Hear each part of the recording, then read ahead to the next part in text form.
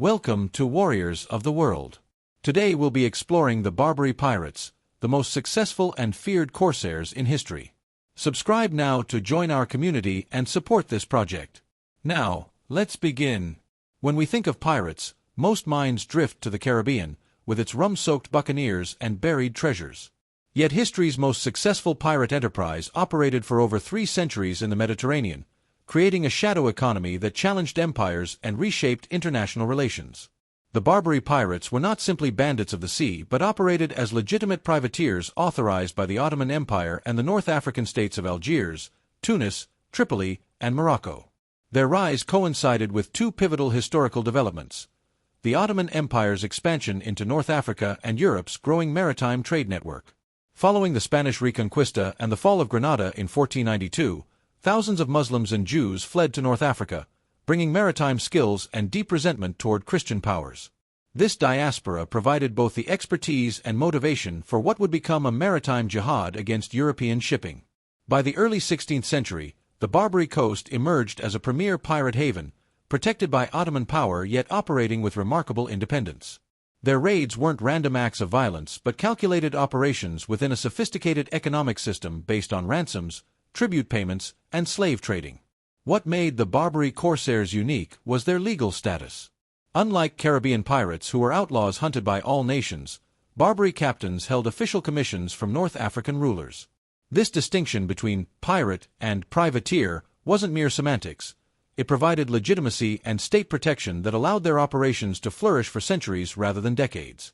The Barbary pirate states owe their foundation to 2 extraordinary brothers whose ambition transformed scattered pirate bands into organized naval powers. Erij and Khizr, sons of a Turkish potter and a Greek woman, began as modest privateers in the eastern Mediterranean before setting their sights on North Africa. The elder brother, Erij, gained fame for daringly rescuing Muslim refugees from Spain. His signature red beard earned him the nickname Barbarossa, Red Beard, which Europeans later applied to all Barbary corsairs. By 1516, Erij had seized Algiers from Spanish control, establishing the first Barbary state. When Erij fell in battle against Spanish forces in 1518, his younger brother Khizr, later known as Hayreddin, inherited leadership. Recognizing the vulnerability of his position, Hayreddin made a brilliant political maneuver by pledging allegiance to Ottoman Sultan Selim I. This single decision transformed what could have been a short-lived pirate kingdom into a legitimate Ottoman province backed by imperial resources. Hayreddin's political acumen matched his naval skills. He developed Algiers into North Africa's premier port, constructed sophisticated shipyards, and organized the corsair fleet into a professional fighting force. His greatest achievement came in 1533 when Sultan Suleiman the Magnificent appointed him Grand Admiral of the entire Ottoman navy, making a former pirate one of the most powerful men in the Mediterranean world. Under his leadership, Barbary corsairs raided as far as Iceland and created such terror that coastal villages throughout southern Europe were abandoned. In 1543, he even collaborated with the French King Francis I to bombard the Spanish-held city of Nice, demonstrating how thoroughly the Barbary states had integrated themselves into European power politics. What history often overlooks is how Hayreddin revolutionized naval warfare by combining Ottoman and European techniques. He adopted the use of xebecs, hybrid sailing vessels combining the speed of galleys with the seaworthiness of European ships, creating the perfect platform for hit-and-run attacks that would define Barbary tactics for centuries. The Barbary coast wasn't merely a geographic designation but a network of corsair cities, each with its own distinctive character and specialty. These urban centers weren't lawless pirate havens but sophisticated maritime states with complex economic and social structures. Algiers, the undisputed capital of the Barbary coast, transformed under corsair rule from a minor port into a city of 100,000 inhabitants with impressive defenses. Its harbor, protected by the ingenious pen and breakwater constructed using Christian slave labor, could shelter over 60 corsair vessels and became known as the Key to the Mediterranean. The city's wealth was displayed in its grand mosques, ornate palaces, and bustling markets where goods plundered from across Europe were bought and sold.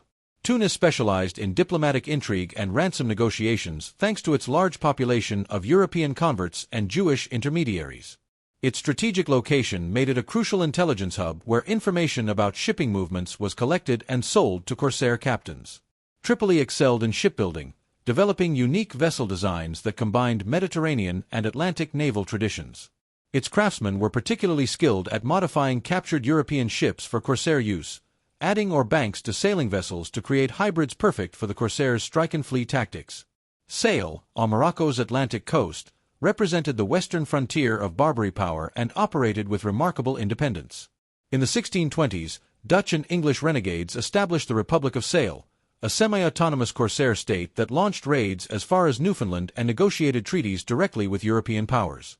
These cities maintained sophisticated financial systems that monetized piracy through standardized prize courts, taxation structures, and ransom brokerage. Consuls and merchants from European nations maintained permanent missions in major Corsair ports, simultaneously condemning piracy while profiting from the trade in ransomed captives and stolen goods. Perhaps most remarkably, these cities featured unprecedented social mobility.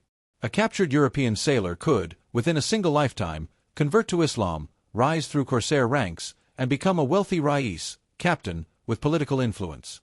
This meritocratic system contrasted sharply with the rigid social hierarchies of contemporary Europe and helps explain why thousands of Europeans voluntarily turned Turk to join the Corsair states. The tactical dominance of Barbary Corsairs wasn't accidental but resulted from carefully developed naval systems optimized for their unique form of maritime warfare. Their success relied on three critical elements: specialized vessels, expert crews, and innovative tactics that maximized their strengths while exploiting enemy weaknesses. The Corsair fleet centered around three vessel types, each serving specific functions. The galley, powered by slave oarsmen, excelled in coastal waters and calm seas, allowing Corsairs to outmaneuver sailing ships and attack even when winds failed. The galleot, a smaller, faster version of the galley, served as the Corsairs' primary strike vessel, combining speed, shallow draft, and maneuverability with enough space for capturing prizes and prisoners. Most innovative was the xebec, a hybrid vessel combining Mediterranean and Atlantic naval traditions. With its distinctive lateen sails, sweeping hull lines, and shallow draft, the xebec could outrun most European warships while carrying substantial armament. Later versions added square-rigged sails for improved performance in Atlantic waters, making them truly versatile predators. Barbary crews operated with remarkable efficiency compared to their European counterparts. While European navies relied on press-gang sailors and rigid command structures, Corsair vessels operated on a profit-sharing model that motivated every crewman from the lowest deckhand to the Rais himself. Crews received standardized shares of any prize captured, creating a meritocratic system that rewarded skill and courage. Tactically, Corsairs preferred ambush over direct confrontation.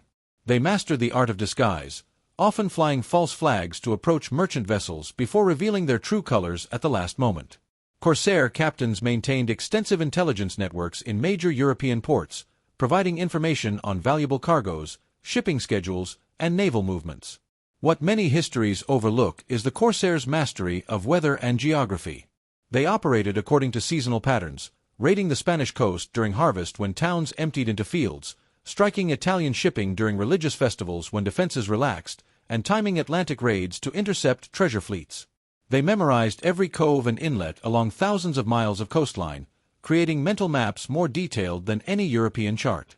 This sophisticated approach to maritime warfare allowed relatively small Corsair squadrons to effectively control vast stretches of sea, creating a maritime protection racket that forced European powers to either pay tribute or commit disproportionate naval resources to convoy protection. The economic engine of the Barbary states was the capture and ransoming of European Christians, what contemporaries called the trade in white gold. Between 1500 and 1800, Corsairs captured an estimated January 1 25 million Europeans, creating a human trafficking system that inflicted immense suffering while generating enormous wealth. Barbary slave raids targeted not just ships at sea but coastal communities throughout the Mediterranean and eventually the Atlantic. The sack of Baltimore in 1631, when Corsairs captured an entire Irish village, and the 1627 raid on Iceland demonstrate the extraordinary range of these operations. No European coastal community felt truly safe from the threat of enslavement. Once captured, Christians faced a grim sorting process based on their potential value. Government officials, clergy, and wealthy merchants were separated for high ransoms. Skilled artisans received better treatment due to their valuable labor. Young women typically entered domestic service or harems. The majority of able-bodied men faced the brutal existence of galley slaves, chained to or benches under horrific conditions where few survived more than 5 years. Those awaiting ransom were held in the infamous bagnios, prison complexes where conditions varied dramatically based on a captive's status and wealth. The poorest languished in underground chambers described by survivors as earthly hells, while wealthy captives could rent private rooms and even operate businesses from within captivity. The ransom system evolved into a sophisticated international industry. Religious orders like the Trinitarians and Mercedarians specialized in ransoming captives, collecting donations throughout Europe and negotiating exchanges. Professional ransom brokers, often Jewish or Armenian merchants with connections in both Christian and Muslim worlds, facilitated complex transactions involving captives from different nations. What distinguished Barbary slavery from other historical slave systems was its focus on ransoming rather than permanent servitude. This created a paradoxical situation where captives had value based on their connections to the Christian world rather than just their labor. Wealthy captives lived in a state of limbo, treated decently to preserve their ransom value while facing indefinite captivity if payments were delayed.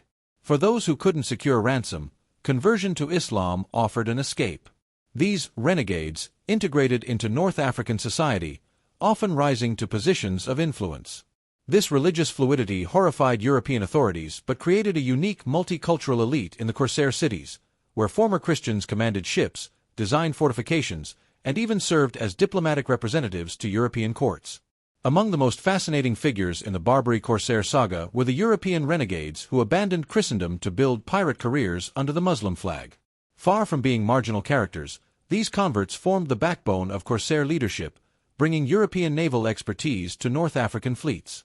The most notorious was John Ward, an English privateer who became Yusuf Rais after settling in Tunis in 1605.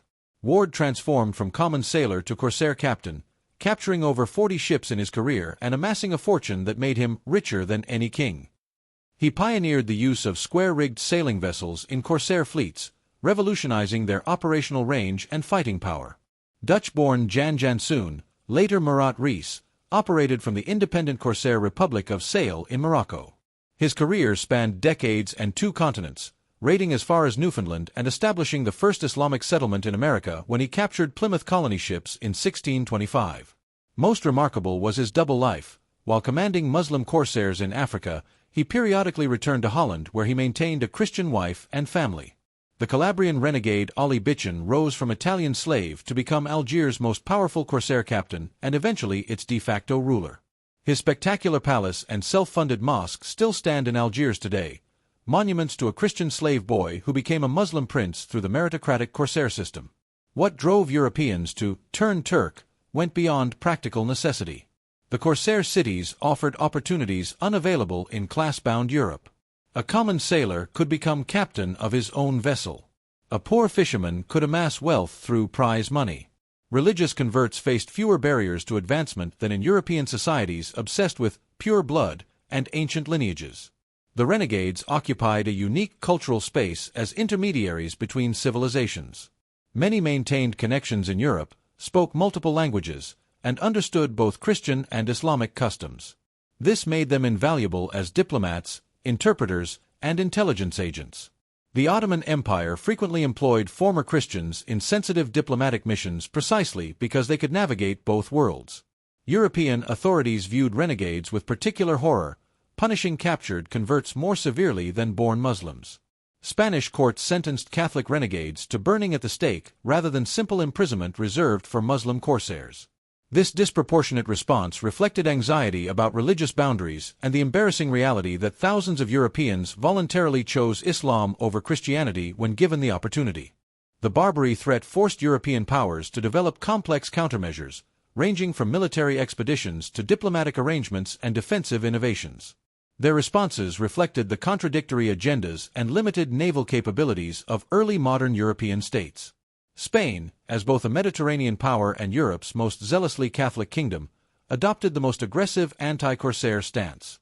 Charles V launched major expeditions against Tunis, 1535, and Algiers, 1541, briefly recapturing the former but suffering catastrophic defeat at the latter when storms wrecked his invasion fleet.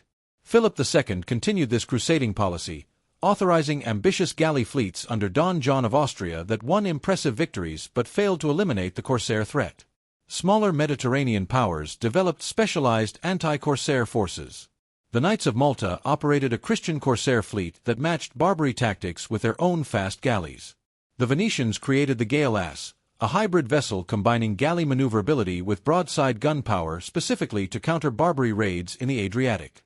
The Grand Duchy of Tuscany established the Knights of St. Stephen as a dedicated anti-corsair force that conducted raids against North African ports. Northern European nations took a more pragmatic approach. Rather than crusade against the corsairs, England, France, and the Netherlands negotiated treaties guaranteeing their shipping immunity from attack in exchange for annual tribute payments and naval supplies.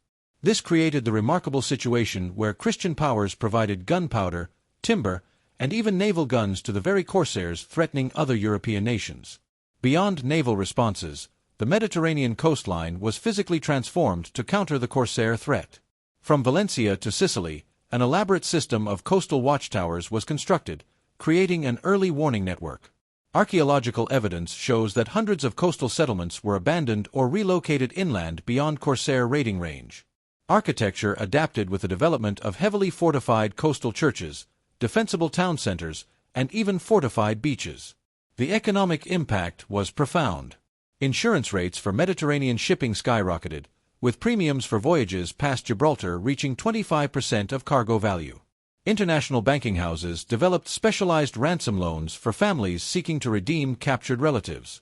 Religious orders conducted fundraising campaigns throughout Europe, with donation boxes for captives in Barbary becoming common fixtures in parish churches. Perhaps most significant was the intellectual response. The corsair threat generated an entire literary genre of captivity narratives, some factual, others wildly embellished. These accounts shaped European perceptions of Islam and North Africa, creating enduring stereotypes.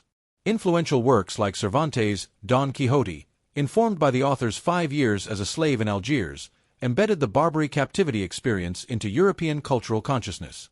The period from 1580 to 1680 marked the zenith of corsair power, when Barbary fleets controlled Mediterranean shipping lanes and launched increasingly bold Atlantic ventures. This golden age coincided with the Ottoman Empire's long war with the Habsburgs, which diverted Spanish naval resources from anti-corsair operations. Algiers emerged as North Africa's premier corsair base, housing a fleet of over 100 vessels and processing some 25,000 Christian captives through its slave markets annually. The city grew to 100,000 inhabitants, rivaling many European capitals in size and surpassing most in wealth. Its corsair economy created a unique urban culture where taverns operated despite Islamic prohibition of alcohol, European music mingled with North African traditions, and architecture blended Ottoman, Moorish, and European styles. The Barbary Golden Age expanded beyond the Mediterranean. Atlantic raids became increasingly common, with corsair squadrons operating near the English Channel and even striking Iceland in 1627. In 1631, the corsair Murat Reis captured the entire Irish village of Baltimore, enslaving its population in what remains the most devastating slave raid in Irish history. These operations demonstrated the corsairs' remarkable ability to adapt their tactics to new maritime environments. Economic specialization increased during this period. Algiers focused on naval operations and slave processing, while Tunis developed sophisticated financial systems for managing ransoms. Tripoli specialized in diplomatic relations with European powers, developing elaborate protocols for treaty negotiations. Sale carved out a niche targeting Atlantic shipping, developing specialized vessels for oceanic operations. By the late 17th century, however, signs of decline appeared. The Ottoman Empire's military defeats at Vienna, 1683, and Zenta, 1697, reduced its ability to support its North African vassals. European naval technology advanced significantly with the development of ship-of-the-line tactics and improved gunnery, creating warships that outclassed corsair vessels. The Peace of Karlowitz, 1699, forced the Ottoman Empire to accept unfavorable terms that limited its ability to authorize corsair operations. Internally, the corsair states faced growing institutional problems. The Janissary Military Corps, originally elite Ottoman troops, degenerated into a privileged caste more concerned with protecting their economic interests than fighting at sea. Corruption became endemic, with officials demanding larger percentages of prize money and ransom payments. Naval maintenance declined as short-term profit-taking replaced long-term investment. Despite these challenges, the Barbary Corsair system demonstrated remarkable resilience. When direct naval confrontation became too risky, Corsairs shifted to smaller vessels and coastal raiding. When European navies improved convoy protection, Corsairs adapted by targeting specific nationalities not covered by tribute treaties. This adaptability allowed the Corsair states to survive long past their peak power, creating a threat that would eventually draw in a new naval power from across the Atlantic. The young United States confrontation with Barbary power marks one of history's great ironies. The world's newest nation would help end one of the Mediterranean's oldest institutions. This conflict began with America's post-revolution loss of British naval protection, exposing its merchant fleet to Corsair predation. Initially, the United States followed European precedent by negotiating tribute treaties. The 1796 Treaty of Tripoli included annual payments of $56,000 plus warships and naval stores, a considerable burden for the fledgling republic. President Jefferson, long opposed to this policy as money for tribute but peace for nothing, determined to resist further demands when Tripoli declared war in 1801. The First Barbary War, 1801 to 1805, saw America's tiny navy perform remarkably well in the Mediterranean. Commodore Edward Preble's squadron established an effective blockade of Tripoli, while American frigates captured Corsair vessels in open combat. The conflict produced America's first naval heroes, including Stephen Decatur, whose daring raid to burn the captured USS Philadelphia in Tripoli harbor was called the most bold and daring act of the age by British Admiral Horatio Nelson. The war's most legendary episode came in 1805, when former Consul William Eaton led a mixed force of Marines and Arab mercenaries 500 miles across the Libyan desert to capture the city of Derna. This operation, commemorated in the Marines' hymn line, "To the Shores of Tripoli," demonstrated American willingness to use unprecedented tactics against the Corsair states. Peace came at a cost of $60,000, far less than the tribute demands, and established the principle that American ships would sail free without annual payments. However, the Second Barbary War became necessary in 1815 when Corsair raids resumed during the War of 1812. Commodore Stephen Decatur returned to the Mediterranean with a powerful squadron that forced all three Barbary states to sign treaties abolishing tribute forever and compensating America for captured ships. America's Barbary Wars had significance beyond their immediate military objectives. They established the United States as a respectable naval power capable of projecting force across oceans. They created a precedent for American military intervention overseas that would shape future foreign policy. The conflicts generated tremendous public support at home, creating narratives of American exceptionalism and martial prowess that remain influential in national identity. Most importantly, the American response signaled a fundamental shift in relations with the Barbary states. By refusing to participate in the tribute system while proving capable of sustained naval operations far from home, the United States undermined the economic foundation of Corsair power more effectively than European expeditions ever had. Within decades, European powers would follow America's example, leading to the final collapse of the Corsair states. The three-century Barbary Corsair era ended definitively with France's 1830 invasion of Algiers, spurred by both imperial ambition and determination to eliminate Mediterranean piracy. Tunis fell under French control in 1881, while Tripoli became an Italian colony in 1911. The great Corsair ports transformed into colonial administrative centers, their distinctive culture diluted by European influence. The Corsair legacy endures in surprising ways across politics, culture, and even physical landscapes. Militarily, the Barbary conflicts accelerated naval innovation on both sides.